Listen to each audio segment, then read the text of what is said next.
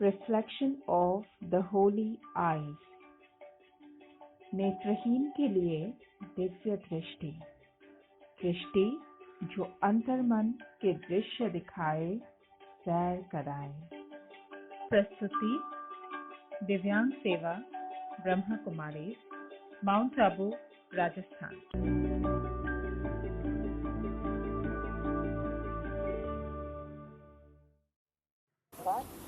ओम शांति। Reflection of the holy eyes के आज के एपिसोड में आप सबका स्वागत है। ऐसा कोई उलझन नहीं जो सुलझ ना सके, ऐसा कोई दर्द नहीं जो मिट ना सके। कुछ ऐसे ही मिसाल हमारे दिव्यांग भाई बहनें अपने जीवन के रोज़मर्रा के हर चैलेंज को एक्सेप्ट करते हुए पूरे स्ट्रेंथ से आगे बढ़ के हम सबको दिखाते हैं। आज हम देखेंगे कि ऐसा क्या रास्ता हम अपना सकते हैं जिससे कि बाहर का हालत जितना भी उतार चढ़ाव वाला हो, हम खुश रहकर प्रॉब्लम का सल्यूशन निकाल सकें और एक्सेप्ट कर सके हर चीज़ को। एक्सेप्टेंस एक पावर है, एक शक्ति है। हर उस चीज़ को एक्सेप्ट करना कि हाँ ये है तो मैं वही हूँ। तो एक बार उस चीज़ को हम अगर समझ सके और उसको एक्सेप्ट कर सके, फिर वो एक शक्ति बन जाती है कि इसी के साथ अभी हमें चलना होगा। तो ये सब लेके अगर कोई चल सके, ऐसे ही एक मिसाल जो कि खुद एक दिव्यांग बहन है, सविता बहन आज हमें इस बारे में बताएंगे। ओम शांति। एक बार जापान में एक युवक था जिसको जूडो सीखने का बहुत ही इच्छा था, लेकिन एक बार किसी एक्सीडेंट की वजह से उसका बायां हाथ कट जाता है। तो जब हाथ कट जाता है तो इंसान के पास दोनों हाथ नहीं रहते हैं, तो उसके जीवन में तो बहुत परेशानियां आने लगी। लेकिन जूडो सीखने का वो इच्छा जो इतनी तीव्र था उसमें, वो उस इच्छा की वजह से फिर से अपने मास्टर के पास गया और एक हाथ के बल से ही उसने जूडो सीखा।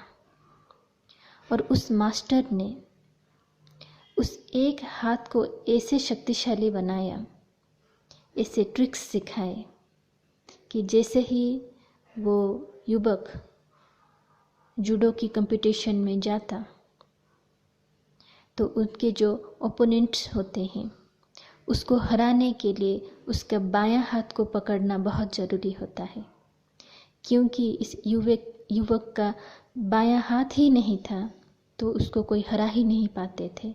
और एक हाथ की बल से वो कई टूर्नामेंट जीत गया। जब भी कभी अपनी कमजोरी को अपनी ताकत बनाने की बात आती है, ये कहानी हम अक्सर सुनते आए हैं। ऐसे अनगिनत लोगों की हम एग्जाम्पल्स देखते हैं कि किसी कारणवश इनके जीवन में किसी की दृष्टि शक्ति चली गई, किसी की सुनने की बोलने की शक्ति चली गई, किसी के हाथ पाँव की काम करने की क्षमता चली गई, या फिर कई बड़े बड़ी बीमारियां आ गई। लेकिन इनके बावजूद भी इन्होंने अपनी जीवन को कभी हारने नहीं दिया और ही ऐसे कार्य करके दिखाए जो स्वस्थ लोग भी नहीं कर पाए, जो दुनिया के हिसाब से असंभव था, वो करके दिखाए और दुनिया के लिए एक मिसाल बन गए। हर कोई इनका एग्जाम्पल देते हैं। क्या था इनके पास जो इतनी परिस्थितियां, इतनी परीक्षाओं के बाद भी अपने जीवन को ना ही सिर्फ जिया लेकिन कुछ करके भी दिखाए? वो था इनकी मन की शक्ति। अपने मन की दृढ़ इच्छा शक्ति के वजह से जीवन में तो कई परेशानियां तो आईं, मेहनत भी करनी पड़ी, लेकिन कभी हार नहीं माने, कभी पीछे नहीं हटे। ऐसे व्यक्तियों को जब हम देखते हैं तो हम तो बहुत ही इंस्पायर्ड होते हैं। लेकिन कई बार ऐसा भी हो जाता है कि कुछ व्यक्तियों के जीवन में जब ऐसी परिस्थितियां आने लगती है तो उनकी मंशा शक्ति जो है, मन की शक्ति जो है, उतना काम नहीं कर पाती है। कई बार वो बहुत तरह की सवालों के उलझनों में ऐसे उलझ पड़ते हैं कि मेरे साथ ही ऐसा क्यों हुआ, अब मेरा क्या होगा, मेरे भविष्य का क्या होगा, क्या मैं ऐसे ही रहूँगा, मैं तो कुछ नहीं कर पा रहा हूँ।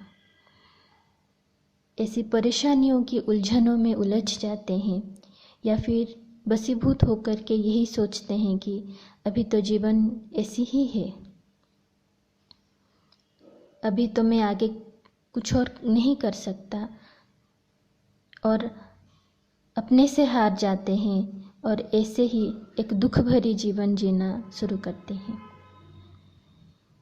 क्योंकि बाहर चाहे लोग हमें कितना भी इंस्पायर करने की कोशिश करें, जब इंसान अपने से ही हार जाए तो फिर वो कैसे आगे बढ़ेगा।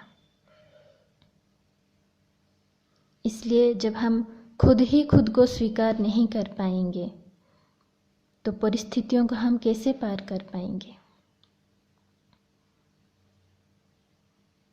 कहा जाता है कि दूसरों की जय से पहले खुद को जय करे, मन जीते ही जगत जीत है। हमारा जीवन कैसा है ये हमारी मन की सोच पर ही तो आधारित है। हम अपने प्रति क्या सोच रखते हैं, क्या विचार रखते हैं, उसी तरह से ही तो हमारी जिंदगी हम जीते हैं। इसलिए मन को अगर शक्तिशाली बना दिया जाए तो तन कैसा भी हो, जीवन बहुत खुशियों से भरी हो सकती है। लेकिन कोई भी कार्य करने के लिए विधि की जरूरत होती है। विधि से ही सिद्धि की प्राप्ति होती है। अगर विधि में कमी है तो सफलता में भी कमी आ जाती है। इसलिए अगर हमारे जीवन में कभी ऐसी परिस्थिति आई है तो उसका पहली विधि यही है कि पहले हम जो हैं, जैसे हैं, खुद को खुद स्वीकार करें। और इसके लिए मन की शक्ति, इच्छा शक्ति की ज़रूरत होती है। और वो शक्ति हमें परमात्म शक्ति से प्राप्त होती है, आध्यात्म की शक्ति से प्राप्त होती है। जैसे कोई मोबाइल की बैटरी अगर डिस्चार्ज हो जाती है तो अगर हम उसको प्लग इन करते हैं, कनेक्ट करते हैं, तो फिर से मोबाइल बैटरी चार्ज होने शुरू करती है, तो फिर हमारी मोबाइल भी अच्छे से फंक्शनिंग करती है। उसी तरह कमज़ोर पड़े इस मन को अगर परमात्म शक्ति से जोड़ दिया जाए तो मन भी फिर से ऐसे जागृत हो जाती है, उजागर हो जाती है कि मन के अंदर छुपी हुई बहुत शक्तियाँ भी जागृत हो जाती है। परमात्म ज्ञान, परमात्म प्यार और परमात्म शक्ति ही वो मार्ग है जो कमज़ोर पड़े मन को शक्तिशाली बना सकती है। जैसे ही हमें वो परमात्म ज्ञान प्राप्त होता है कि मैं तो एक बहुत ही शक्तिशाली चैतन्य शक्ति हूँ, जो कैसे भी ये शरीर है इसको चलाने वाली इसकी मालिक हूँ, मैं कमज़ोर नहीं हूँ। ये ज्ञान हमारे मन को रोशनी से भर देती है, एक शक्ति भर देती है।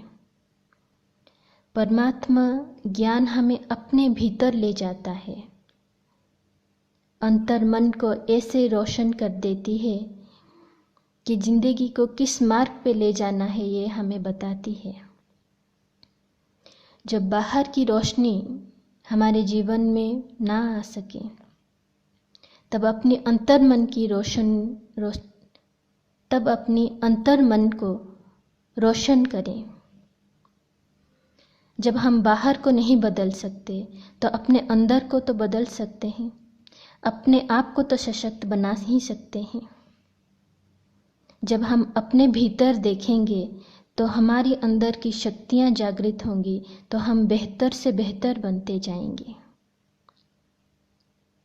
ऐसे जीवन जीते वक्त जब परेशानियाँ आने लगती हैं, परीक्षाएं आने लगती हैं, तो मन कहीं दुखी होता जाता है, मन में घाव बनता जाता है, चोटें लगती जाती है। और परमात्मा प्यार में ही वो ताकत है जो उस जख्मी मन को फिर से अपनी प्यार की शक्ति से फिर से भर देती है, और शायद ही कोई इंसान वो कर पाए। परमात्मा की प्रेम की शक्ति जब आत्मा में बहती है तो कैसा भी कमज़ोर मन फिर से उमंग उत्साह से भर जाता है, फिर से जीवन में जान आ जाती है। और परमात्मा शक्ति में वो सर्व शक्तियाँ हैं, वो ताकत है जो आत्मा में प्रवेश करती है तो आत्मबल, आत्मविश्वास बढ़ने लगता है। आत्मा में भी वो सर्व शक्तियाँ उजागर होती है जो जीवन में आ रही हर परिस्थिति को हम सामना कर सकते हैं, पार हो सकते हैं। इसलिए परमात्मा ज्ञान, परमात्मा प्यार और परमात्मा शक्ति जब जीवन में है तो जीवन में आ रहे तूफान तो जैसे तोहफा बन जाएंगे। इसलिए जब हम खुद को स्वीकार करते हैं तो हम अपने आप को पहले मान देते हैं, क्योंकि जब हम खुद को मान देंगे तभी तो दुनिया हमें मान देगी। जब हम खुद को प्यार करेंगे तभी तो दुनिया हमें प्यार करेगी। जब हम खुद को स्वीकारेंगे तभी तो दुनिया हमें भी स्वीकारेगी, क्योंकि जिस नज़र से हम अपने आप को देखते हैं दुनिया भी हमें उसी नज़र से ही देखती है। इसलिए अपनी जीवन को जीने के लिए आज विज्ञान ने तो हमें सब कुछ दिया है, तो हमारे जो दिमाग वो आज की विज्ञान के साथ अपडेटेड हो, विज्ञान के साधनों को, विज्ञान को अपने जीवन में इस्तेमाल भी करें और अपना दिल परमात्मा प्यार में ऐसा भरा हुआ हो, परमात्मा शक्ति में ऐसा भरा हुआ हो, तो कोई भी कैसी भी कमज़ोर परिस्थिति जीवन में आ जाए उसे हम बहुत ही आसानी से पार कर सकते हैं। जो भी सवाल मन में उठ रहे हैं उन सब का बहुत ही आसानी से हम उत्तर दे सकते हैं, क्योंकि जब मन कमज़ोर हो जाता है उसको यूं ही आसानी से हम उठा दें, ये शायद इतना आसान नहीं हो पाता है। लेकिन जब परमात्मा से शक्तियाँ प्राप्त होने लगती है तब ये बहुत ही आसान हो जाता है। इसके लिए हिम्मत का एक कदम हमें बढ़ाना है, फिर सफलता के 1000 कदम हम स्वतः ही आगे बढ़ जाएंगे। परीक्षाएं तो सभी के जीवन में आती ही हैं, लेकिन जो परीक्षाओं को पार करते हैं वो आगे बढ़ जाते हैं, और जो परीक्षाओं से हार जाते हैं वो पीछे ही रह जाते हैं। जब हमारे पास शक्ति है, भगवान की, परमात्मा की उपस्थिति हमारे जीवन में है, बस देर है कि हम उस शक्ति को पहचानें और उसे इस्तेमाल करें। ओम शांति। वाकई अगर हम परमात्मा जो कि सुप्रीम पावर है उनको अपना साथी बना लेते हैं तो फिर ये छोटी मोटी परेशानियां तो बिल्कुल हमें अफेक्ट कर ही नहीं पाएंगी। सविता बहन की बातों से आप सब को ज़रूर प्रेरणा मिली होगी। वो खुद भी इसी रास्ते पे चल के अपनी परेशानियों को आसानी से दूर करती हुई चली आ रही है। बहुत बहुत धन्यवाद सविता बहन आपका। आप सबका कोई भी सवाल हो तो आप हमें ज़रूर कमेंट बॉक्स में लिख के भेजिए। हम आपके सवालों को लेंगे अपने किसी एपिसोड में और उनका जवाब देंगे। ओम शांति।